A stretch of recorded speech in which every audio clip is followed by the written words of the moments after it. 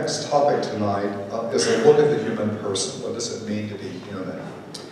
And so for a moment, I want you to think about the experience of being human for a bit. So we go through our days and weeks and months and years, and some of the experiences that we have are not so good, right? So we go through a lot of painful experiences in life, but we also go through more wonderful moments.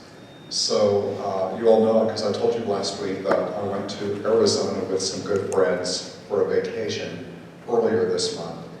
And so we were staying in Sedona, and there were a couple of moments, we all kind of shared moments that really spoke to us, that really spoke to me. One was in the morning, I would get up in the morning and go out on the rooftop patio and look at the rising sunlight on the red rocks behind our house.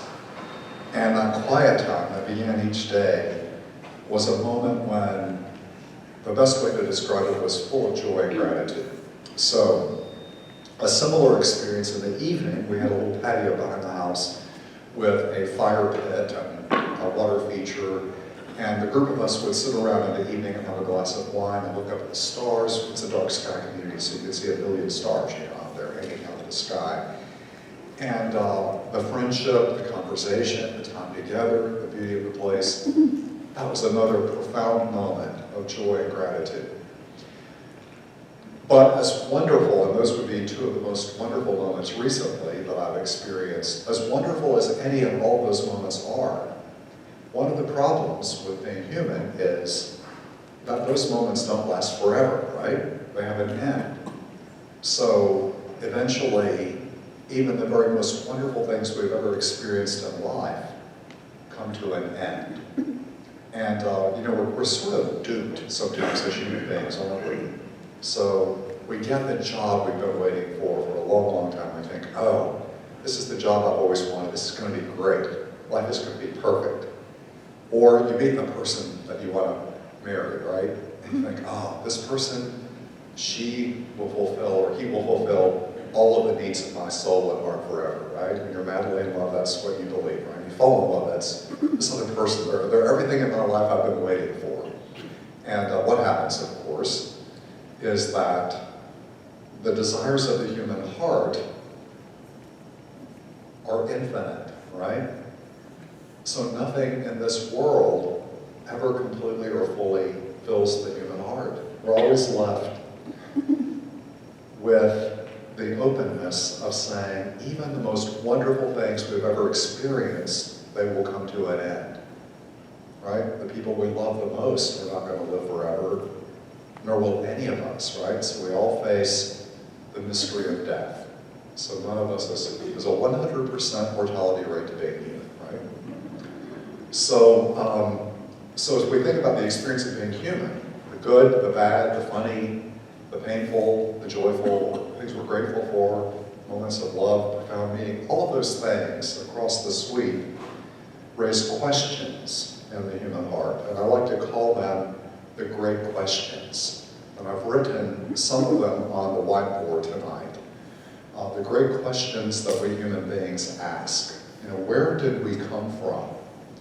And it's not just a question about where did I come from. I mean, I could say, I know my parents, I know some of my grandparents, grew up with them. But where did we ultimately come from? Where do human beings come from? Where does this beautiful planet that we're living on come from? Where did the whole universe come from? So, there's something about us humans that we like to ask that kind of a question, and we like to search for the answers. And the other question that we all ask is, where are we going to go in the end? And that doesn't mean, like, what am I going to do next year or 5 years from now? But because we know we're going to die, all of us know that. And our being, our DNA, we know it. Now, when we're young, we don't know it, right? I was probably about 30 years old when the first two people that were really close to me died. That's when I first became keenly aware, oh wow, people I love are not going to live forever, and neither am I. So that's the moment, I think, of saying, well, where are we going in the end? What, if anything, is beyond the boundary of death? So that great question, is this all there is? What we experience in this limited way on this planet for the 70 or 80 or I think the oldest documented human being in the modern world is what, to about 120 years old, you know? So beyond that boundary, what? And then the other question is, what's wrong with us human beings?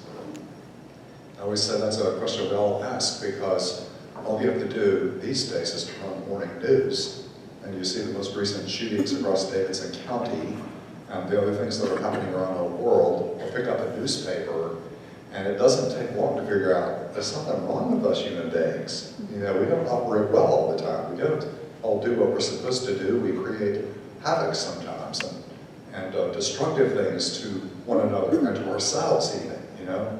You see people sabotage themselves sometimes in awful ways. So it's like, you know, why? Why do we do this to ourselves? What's wrong with us? And then the deeper question that we're always asking, especially when we're suffering, is what's the solution? What can I do about it? And then the greatest question that kind of captures elements of all those, why am I here to begin with? What's really the meaning and purpose of my life?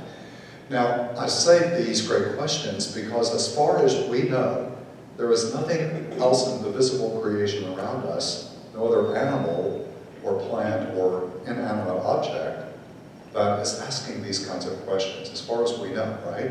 So human beings, this is one of the things that makes us uniquely human, is that we can think about our mortality, our finitude, and we can begin to ask big questions that don't have an apparent immediate answer right away.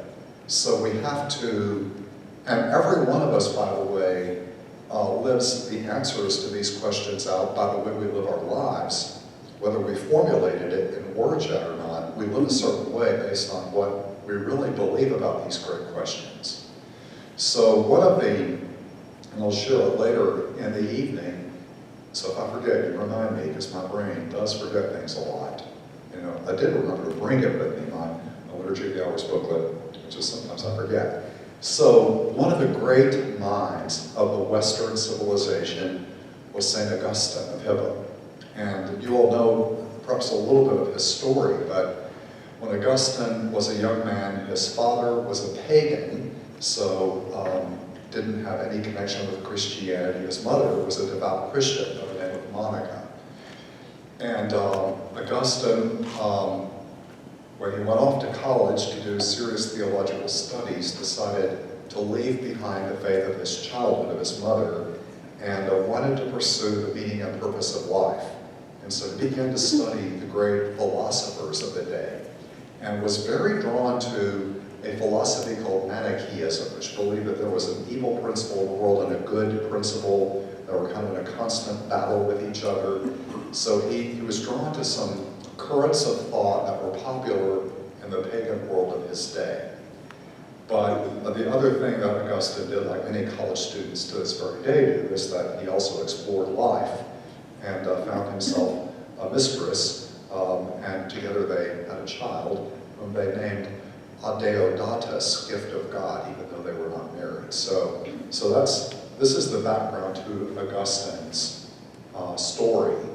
And during the whole time he is doing these intellectual and personal explorations of life, his mother Monica is praying that he will accept the Christian faith and be baptized. Now you may ask, why wasn't he baptized as an infant?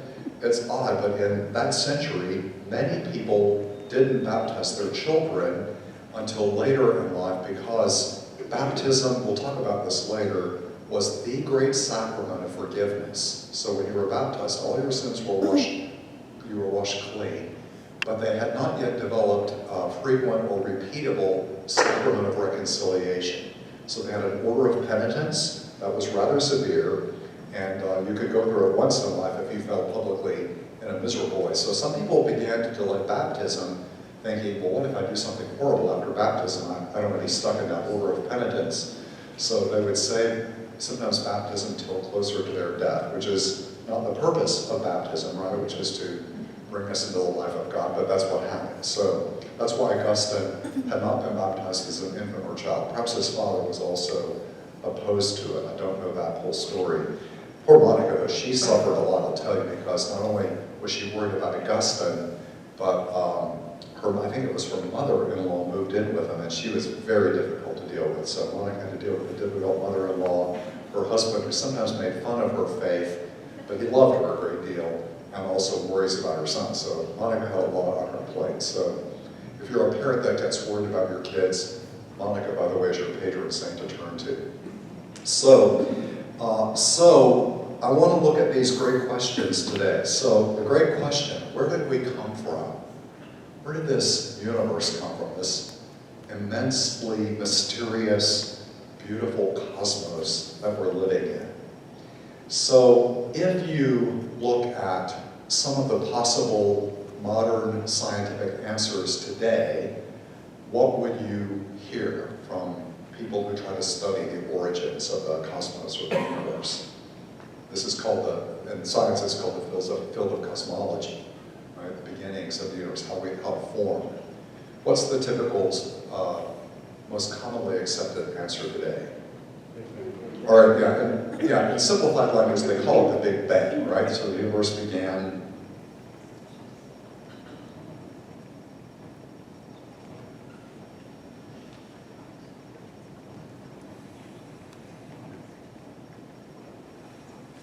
Some 12 to 15 billion years ago. And with the Hubble Space Telescope, you can look farther and farther back in time. So you can see things, because the light's been traveling all those years to get to the planet. I tried to explain this to my brother-in-law, and he said, "You're crazy." So he couldn't quite comprehend the fact that some of the stars we still see in the sky don't exist anymore. It's still the light coming from them. But so because we have this ability now to peer back further in time, you can see further and further back to the origins of the universe. And so it does seem as if at some point, this is a layperson, not a scientist describing it, that this emanation, this beginning occurred where all forms of light and matter have proceeded from since. Every galaxy and star, that this bursting into being of this universe. And scientists can trace it back almost to the beginnings, but the interesting thing is they can't go beyond that question. Well, why was there a Big Bang to begin with? Why did time and matter begin, and energy, and all these? So they can describe what happens as far back as they can see as things unfold, but they can't explain where it came from to begin with. So, and the deeper question behind that is, why is there something to begin with rather than nothing at all? Right? So why does anything exist? So this is a common scientific answer, but I will also add, as we look at some of the modern answers to all these great questions, the greatest scientific minds of the modern world will acknowledge that science can take us so far in understanding the world, but there are many questions that science can't answer that go beyond the ability to verify an answer for. So you begin to move in the realm of something beyond describable reality. So as good as it goes, we would say as Catholic Christians, when we look at our approach, that well, there's nothing wrong with a scientific explanation for how the world may have began or evolved. We have to ask deeper questions. So if you follow up the Big Bang, which that happened 12 to 15 billion years ago, the Earth has been around about 4 to 5 billion, something like that. Life on Earth began, I don't know how many millions of years ago it was, but there seems to have been a development of life on Earth that scientists describe with a term. You know what that term is? So from simpler forms of life to more complex. Or evolution.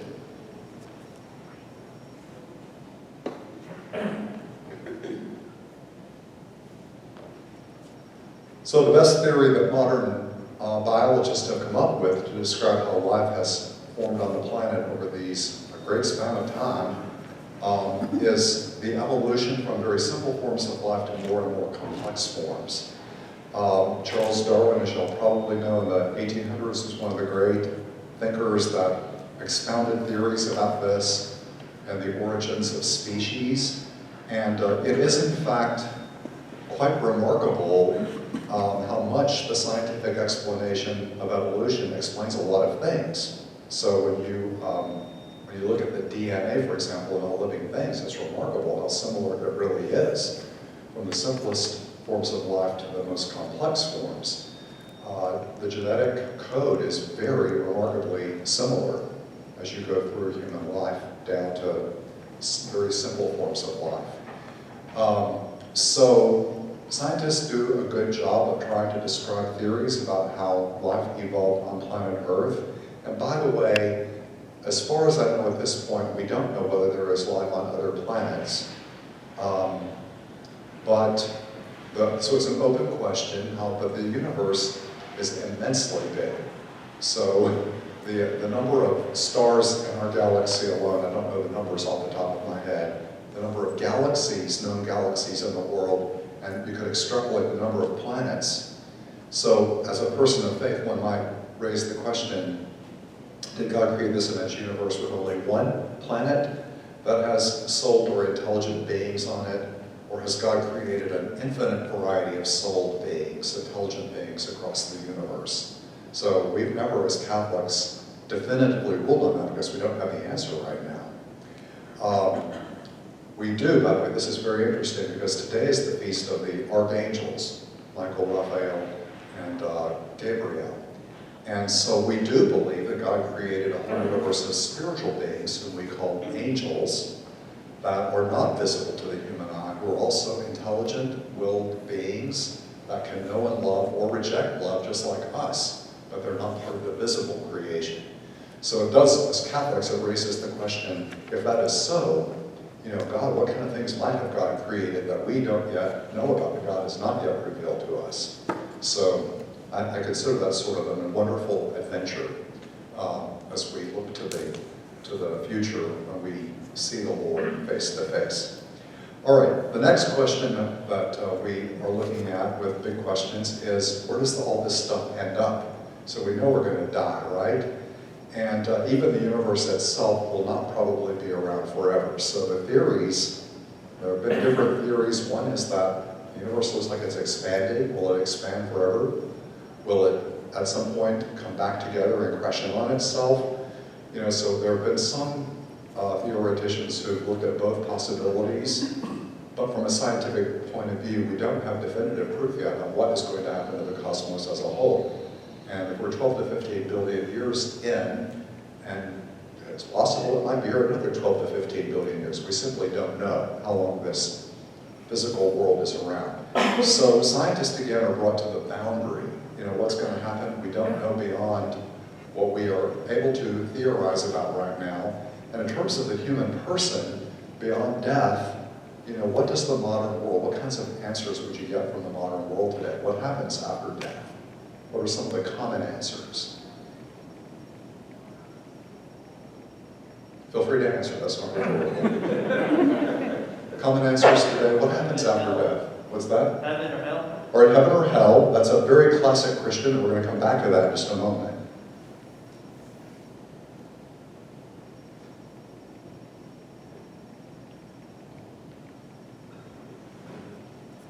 Classic Christian, and also Muslim, I would say. Other answers the modern world gives us. Nothing. Or nothing, yes. Some would say, once you die, that's it. There's nothing beyond this life.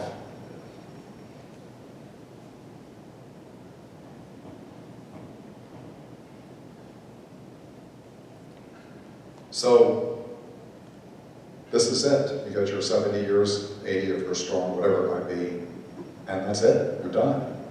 Once you're gone, you're gone. I mean, that is an answer that our modern world gives today.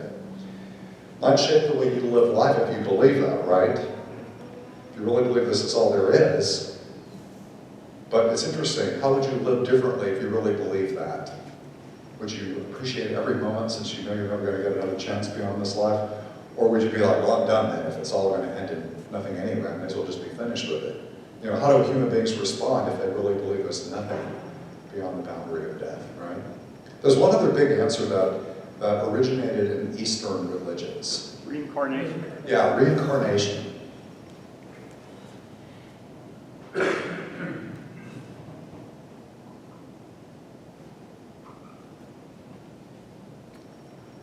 So the oldest world religion that's had world impact on the planet is Hinduism. It originated in India, and the Hindu perspective is that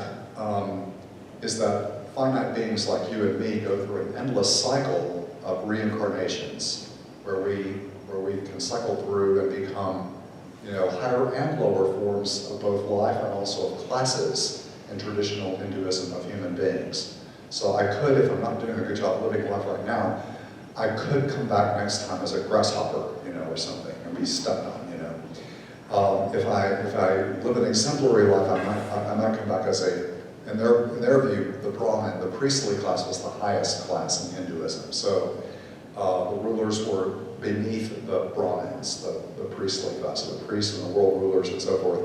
So if I've arrived at the highest, I must have done something right in my last life. I'm kidding about that. But they would say the way you live your life now in this current lifetime will determine what type of quote-unquote rebirth you have. And so this idea of reincarnation, by the way, it kind of sort of entered into Western thought in the last few decades of the 20th century. But in that approach, most people only think about their human lives, and I think it gets better and better, and they can go back and recall like when they were in the Middle Ages and so forth and so on. But in the Hindu belief, it was all about whether you lived your life well and lived your duty well, morally and good, that determined the ultimate outcome. But at some point, by the way, even in Hinduism, there is the breakthrough called moksha, or liberation, where finally the endless cycle of life ends. And you're restored, in a sense, to oneness with all it is. I mean, the best that I can do to describe it as a Western thinker is to say it's like the drop finally returns to the ocean from which it came. So you go back into the totality of being. And Buddhism, by the way, has a very similar notion about, at the end, finally, your desire ends in nirvana. So similar to moksha in Hinduism. So you're liberated from this endless cycle of real lives, but there is no personal survival and personal awareness beyond the boundary of death. So these are common answers in our world today. Or what's wrong with us? Common answers in the world today. Everything. Everything.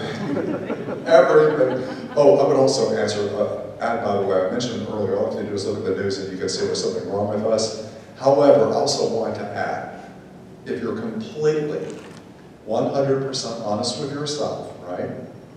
You don't have to watch the news to figure out there's something wrong. Nor do you have to look at your wife or husband or your children or your parents or your neighbors. If you're really honest and you even look at yourself, you realize something at times is wrong with me. Why is it that I do things that are destructive toward other people at times that I don't wish to do, or even to myself? Why did I do that? I know that in the past I do A, B, and C, and I've been miserable, and I do it again. Why? Why do I do that? Or I know that if I do A, B, and C, there's a good outcome, but I'm just not going to do it today. Why? So what's wrong with me? So this question of what's wrong with us, is not only a social question of human beings in general, it's also very personal, isn't it? So common answers in the modern world of thought, outside of religion, would be what? What's wrong with human beings? Ego. All right, the ego, so... Selfishness.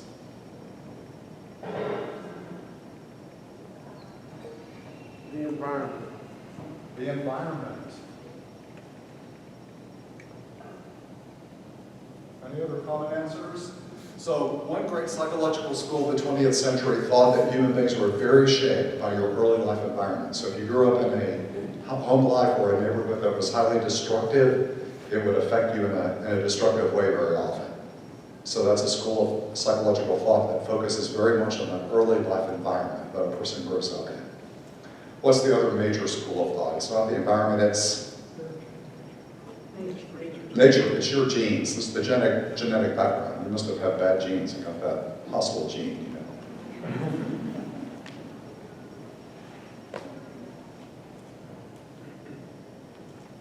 That was sort of the great debate among psychologists in the 20th century. What forms human beings more, genetic predispositions or the environment in which we're raised? And of course, most thoughtful psychologists always answer today, both, you know. There is a genetic predisposition, but we're shaped very much by our early environment, quite a lot actually. So, and it was interesting, I was doing this session a few years ago, and a psychologist was in the class, and she said, you know, actually, children who grow up in traumatic home environments, they have measurable epigenetic changes now that they've discovered in science. I'm like, wow. So even a destructive home environment can change the genetic condition of the person and thus have a future effect. It made me rethink a little bit when the Bible says the sins of the fathers are handed down to the sins of their children and so forth. You know, you see when there's a violent home life, how often does it happen that one of the children is sort of violent like the parent was violent? Did y'all ever see that movie, I think it won the Best Picture Oscar a few years ago, called Moonlight? Ooh, that was a hard film to watch. This kid grows up in a very violent environment, and you know, in the end, he kind of becomes what he grew up in. And so it was very, in a way, it was very hard to watch the film unfold for that reason. So, interesting, classic philosophy. Socrates also had an answer, the Greek philosophers. You know what the classic philosophical answer with what's wrong with the human person was? Socrates said the core problem with the human person is ignorance. We don't know the best, or we would do it.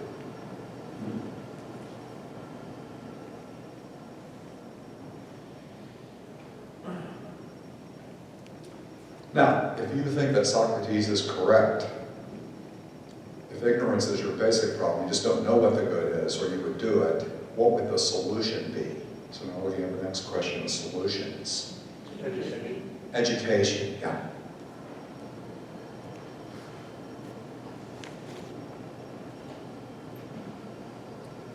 So the Greek philosophers, Socrates, Plato, Aristotle, were very big on the importance of having a philosopher class in society, people who thought through things, and to educate and draw forth the best in human beings, to properly form them. And because we're part of Western civilization, we've been shaped by Greco-Roman philosophy. We believe in an educational system. We believe we should educate children well, right? Give them a good education. It's going to help them in the future. Now, if you think it's the genetics, what is the most common solution today? With what's wrong with us? Genetic issue. Well, there are some gene therapies that we're at the edge of developing, but very often psychologists who believe that will prescribe medicines. So they will attempt to remedy what's wrong with the human person by finding the right biochemical solution. So that's where you have the whole field of psychiatry is very heavily focused on finding the best medicines to treat the conditions that ail the human person. If you think it's environment, what's the best solution? Change the environment? Yeah. So create more positive environments. In other words, enable people. So social transformation. Let's create better home lives, better neighborhoods.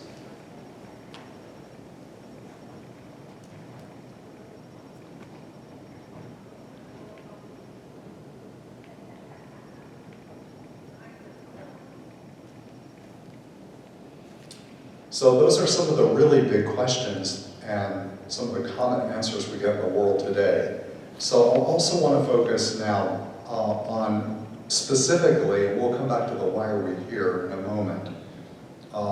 The other thing too with persons who grow up in destructive environments, often counseling, group therapy, placing people in situations where they can heal from those early childhood traumas and with various methods is also used.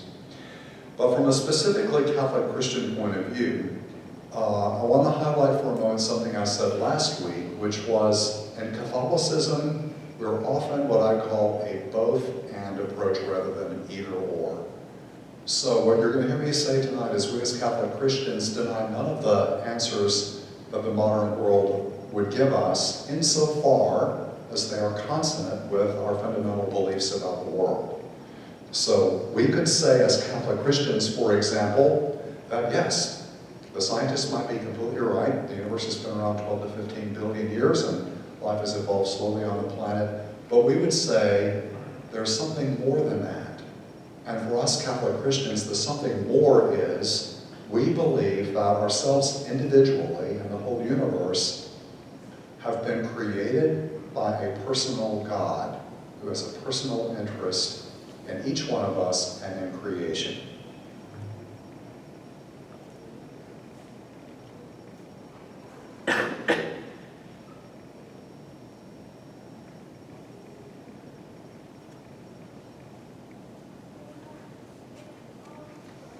And I add creation by a loving God who is personally engaged and interested, because in the 1800s and 1700s, there was a movement in the early founding fathers of our country called deism, that believed that the Creator created the universe like a clock and then went off and left it running on its own.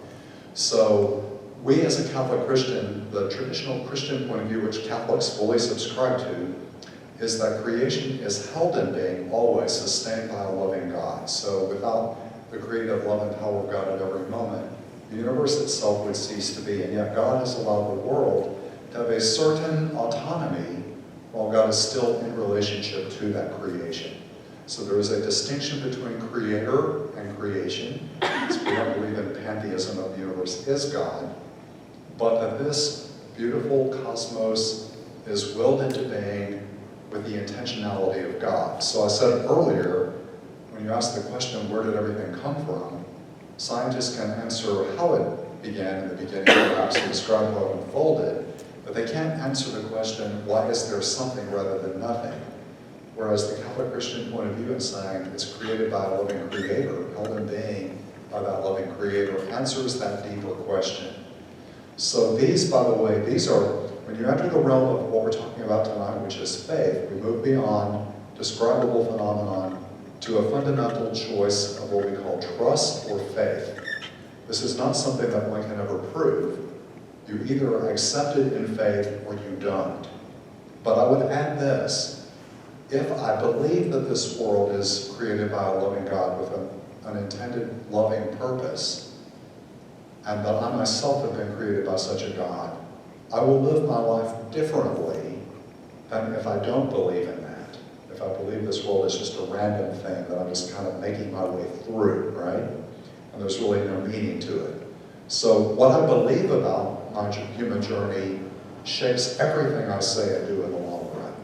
So that's why, we all believe or don't believe in something. So we either believe in something intentional and meaningful, or we believe ultimately that the universe is meaningless and my life is meaningless. That's the ultimate final choice, right? So, and both of those are what I call acts of faith. You can't prove that the world is meaningless. You can prove you suffer. You can prove that you have some bad experiences. You can't prove it's meaningless, nor can you prove it's meaningful. You either experience it and believe it so, and if you do, you begin to see signs that confirm your belief. So if you believe the world is meaningless, you can find signs for that belief. If you believe the world has meaning and purpose and a loving intent, you can find signs of that. So in some ways, it's strange, but what we choose to believe shapes the way we see and experience the world and respond to it. And that's even so, by the way, in very simple human interactions, right? If I'm not in a good space mentally and I walk into the store and I think that clerk is mad at me for some reason, I approach that clerk differently than if I think, oh, look at that friendly clerk behind the counter. I respond differently to the clerk. I might be very friendly and the clerk may be having a bad day, but in my friendliness, the clerk says, oh, how are you today? I mean, I might change the clerk in the store by the way I'm experiencing life today. That's the weird paradox of the whole thing. And even if the clerk is having a terrible day and I walk in and I'm seeing that clerk in a positive way and they snap back at me, my response might be mentally on the inside, oh wow, he's having a tough day today. Gosh, bless him, In other words, the way I think about every single person I meet and everything that happens during the day. I remember a couple of years ago, I was starting each day saying, God, everything that happens to me today is a gift from you. I was kind of starting my day that way, so I could see God's work in my day. So that day I went to the grocery store down to Kroger on Highway 100, and I was on my way back, and I was in front of Publix. and I'd stopped at that traffic light there, you know? And I look in my rearview mirror, and there's this car coming rather quickly toward me in my rearview mirror, and the thought crossed my mind, that car is not going to have enough time to stop. And indeed, that thought turned out to be true, you know? So she ran right into the back of my car. It ended up totaling my car, knocked me into the car in front of me. He thought his car looked fine, so he drove off. So we moved our cars to the Publix parking lot. I didn't think mine was that bad, actually. And we're waiting for the police to come in. It took them over an hour to get there, you know, so we're standing out there in the sun, and my groceries are getting warm. And the thought of my morning prayer came back to me. Oh, I was going to see everything today that's happening, God, as a gift from you. I was like, really, God, is this a gift? So I paused, and I thought, well, why don't you make it a gift? You know, why don't you talk to the other daughter and get to know her as a human being, instead of standing there waiting for the police? So I went over and started chatting with the person, and we ended up having a nice conversation. I told her what I did. She goes, oh, I need to come to St. Henry sometime and visit, you know. So what could have been a different day for me, I still don't wish that she ran into my car, you know, by the way. I would still have preferred another outcome that day. But in the end, I got a newer version of the same car, and it's more wonderful features on it, including excellent radius. I mean, okay. So in hindsight, it all works out. But all right, so I got myself off course. How did this happen? Where was I? What was I talking about? Somebody get me back on track. Oh, trust, yeah, that fundamental question. Do I trust or do I not trust? So do I believe that this universe exists for a loving, intentional reason? And if I do, it changes everything about life. So that fundamental choice, where are we going? So the ultimate Catholic Christian answer, someone already gave the classic Christian heaven, hell, or purgatory, but the ultimate desire of God for human beings is to live with God forever. Not in the partial, passing joys of this life, but I said at the beginning, our hearts are created for infinite love, goodness, and joy, but nothing in this world satisfies those infinite desires of God. God created us to experience the infinity of love, joy, and peace. And we find that in God's own self. So God has created us for a good purpose, and the universe for a good destiny. Paul says, the whole of creation is groaning, it's in agony. It's waiting for the revelation of the children of God. And John in Revelation says there will be a new heavens and a new earth. There will be no more tears there or suffering.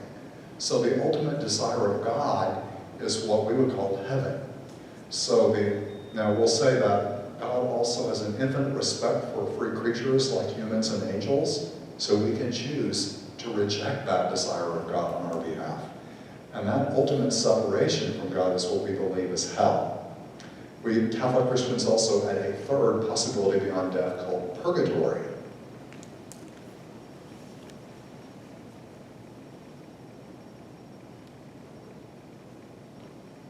We're going to have a whole class on this later in the year, by the way. So purgatory is a purification of the human person after death to make us ready to be with God forever.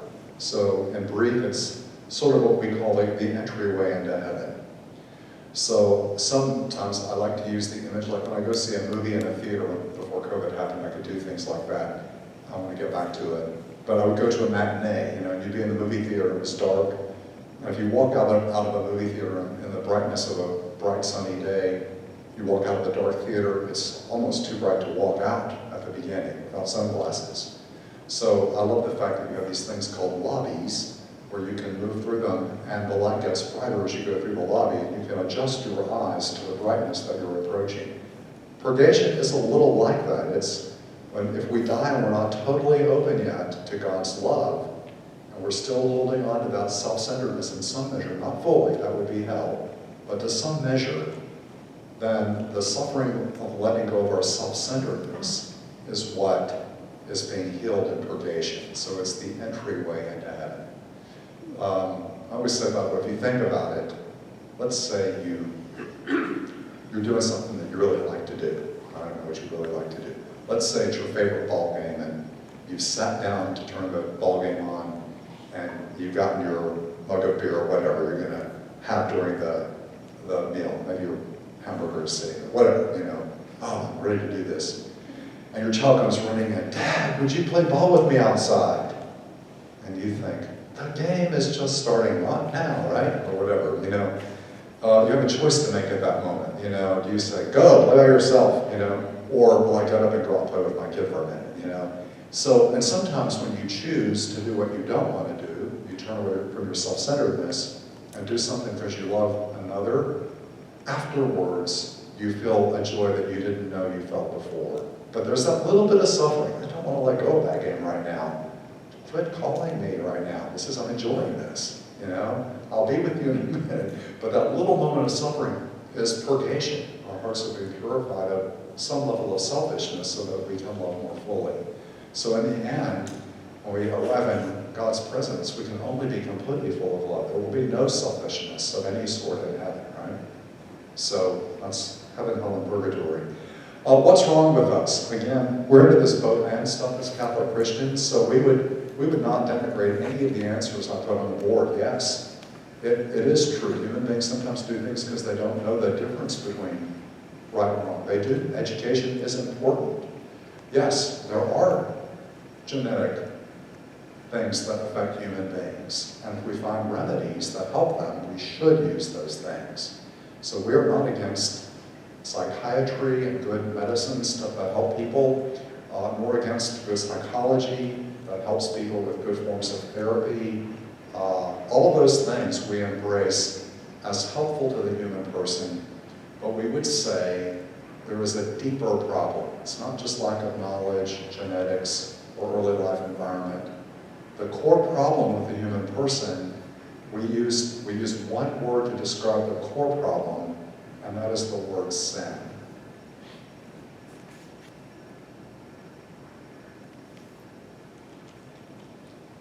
The word sin, by the way, in the Old Testament, in Hebrew, comes from a word that means to miss the mark.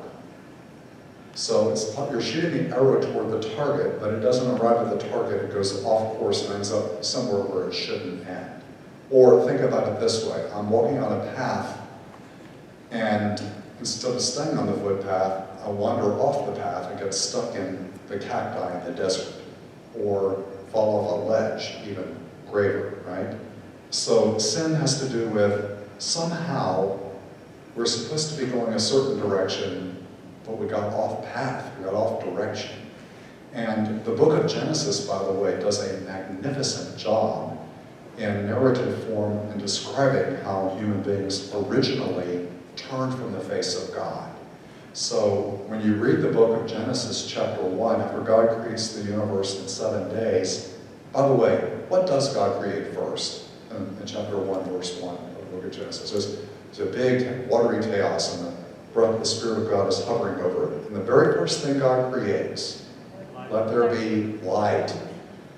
I always find that interesting. That's Hebrew poetry from 3,000 years ago or whatever. And it's interesting, the Big Bang, the scientific theory of light and energy, time all sort of emanated at the beginning. And as a young person, I always thought, isn't that funny, God creates light, but there's no moon or sun or stars until like the 4th day? Where's the light coming from? Well, theologians in the Middle Ages were like, well, it must have been some kind of a preternatural light of some kind God created before the other sources of illumination came in, but maybe, you know, God has inspired the Hebrew author in such a way that there's kind of a resonance of already preparing us for, yeah, God creates everything with pure energy at the beginning. That's matter and time and all in a bundle.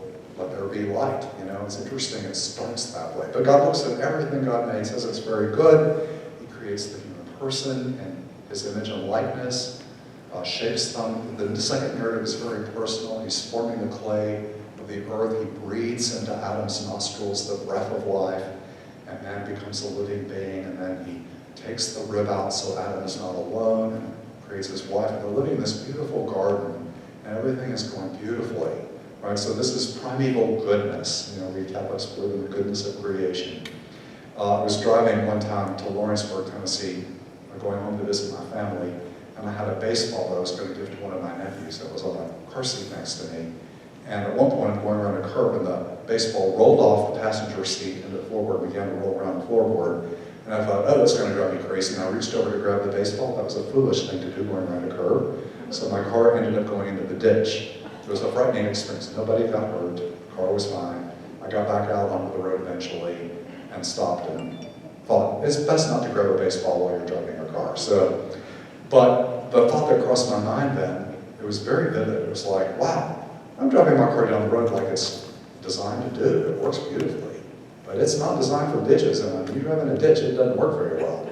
So the best way I can describe human beings is, we believe that God created human beings, human persons, to live in a certain way, and when we live that way, we experience this joy-filled, loving connection with all that is, with our Creator, with each other, with this visible universe.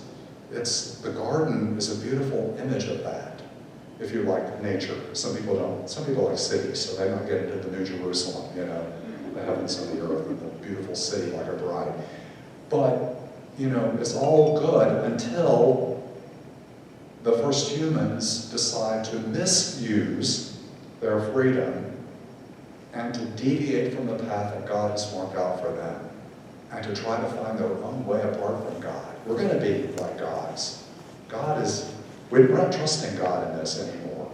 And the serpent, of course, the devil, and he tempts them. Did God really tell you that? God is not trustworthy. You can't trust him. So the seeds of doubt are planted. I think I can do this better than God. I'll be like God. So we deviate off the path, and what do we experience when we do that? All manner of misery, right? So this original misuse of the human freedom in a way that God didn't create us to use it is what we Catholics and traditional Christians have called original sin.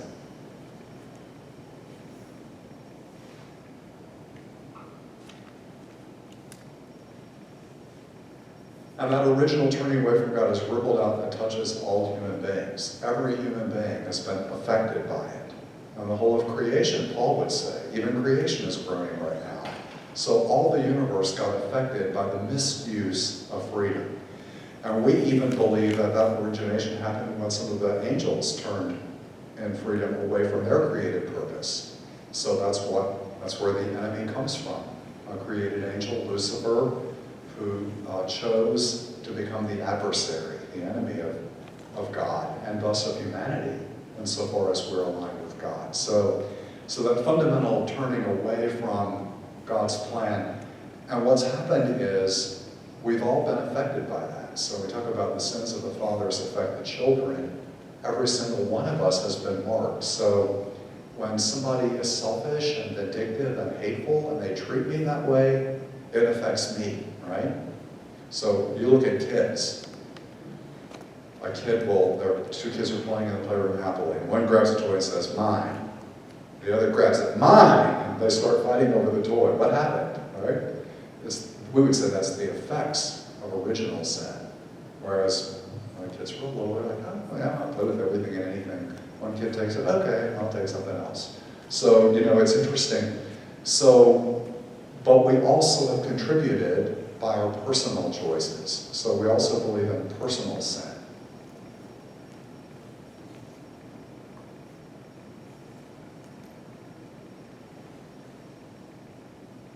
So everything that we do, both for good or evil, ripples out to affect other human beings and creation. So I might think that it doesn't matter if I lie and cheat and steal, but when I act that way, it harms me, it harms other human beings, and ultimately it harms the whole of the community. So what happens with, by the way, the first humans? The story in Genesis is kind of profound. First reaction is they hide from their Creator. Oh, we're no longer okay with God anymore. We're ashamed. Now I'm going to cover myself up. I don't want God to see me anymore. And then it affects their relationships with each other. It's that woman you put here with me. She's the problem. She said, oh, that servant did it to me, And then the creation, or connection to the created world that God gave us to cultivate and care for, is harmed. Oh, now it's going to be thorns and thistles for you, Adam and Eve. You're going to suffer when you have children. So we're not at home with ourselves. We're not at home with each other.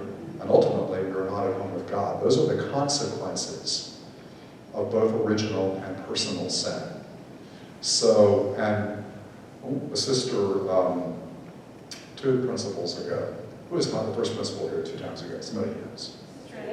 Sister Ann Hyson. She used to say, we don't need any proof of original sin, do we, Father? It's evident in our world. And I'm like, that's exactly right. That's one theological truth you don't have to argue for a lot. By the way, Paul, in his letter to the Romans, has some pretty profound reflections on the sin of Adam and how it affects all human beings. Somewhere around chapter 8 or so before that. So what's the solution for us? Well, all the things we mentioned can be helpful, as I mentioned, therapies and so forth, education, but we would say that every human person needs a deeper healing. And the healing that we need at the deepest level is called salvation.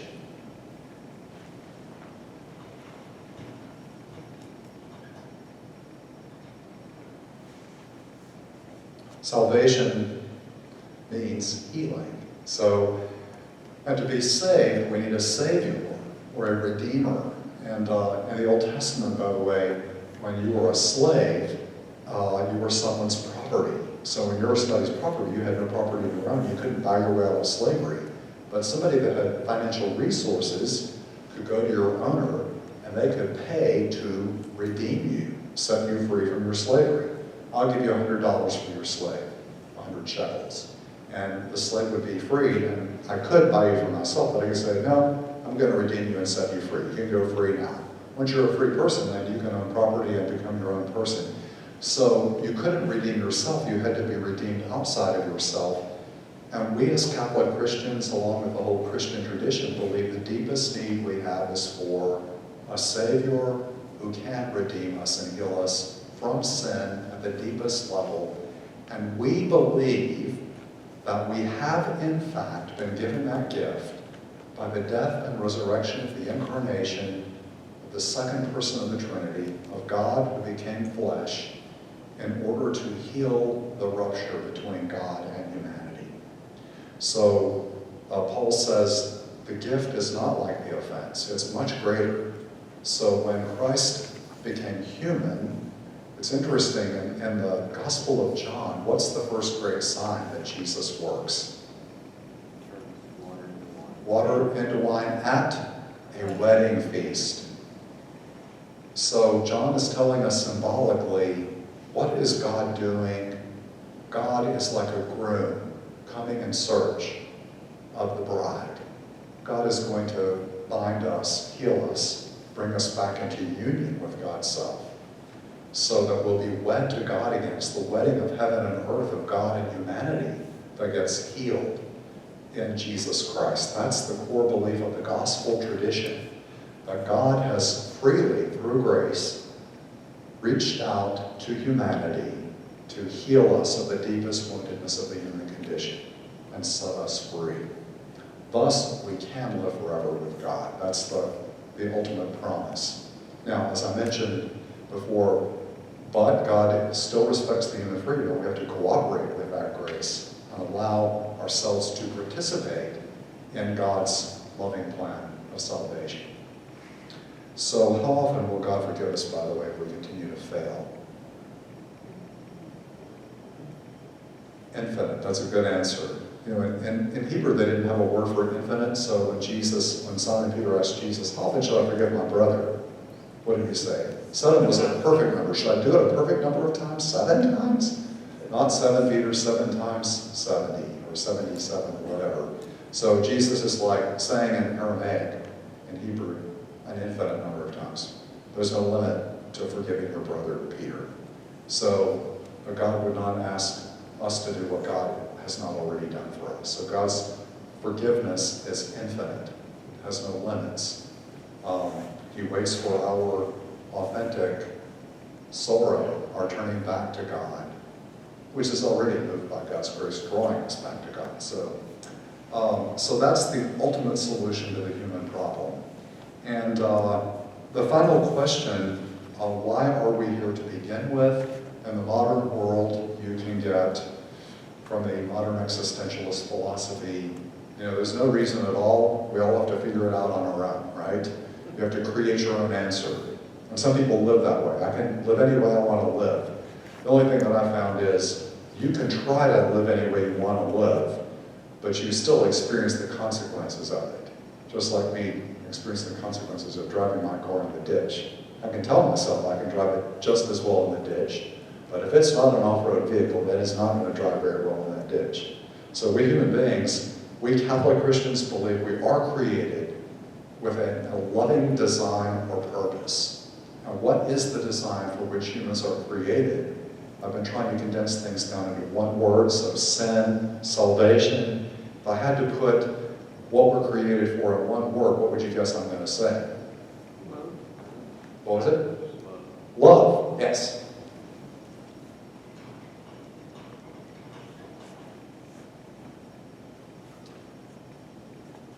To love God above all things and in all things. To love, this comes straight from the gospel tradition, to love our neighbor as ourself. We love God with all of our heart, mind, soul, and strength. We love our neighbor as we love ourselves. My good friend Father Joe McMahon said at the penance service one night, he goes, that's the problem. We do love our neighbor as we love ourselves, which is not very well.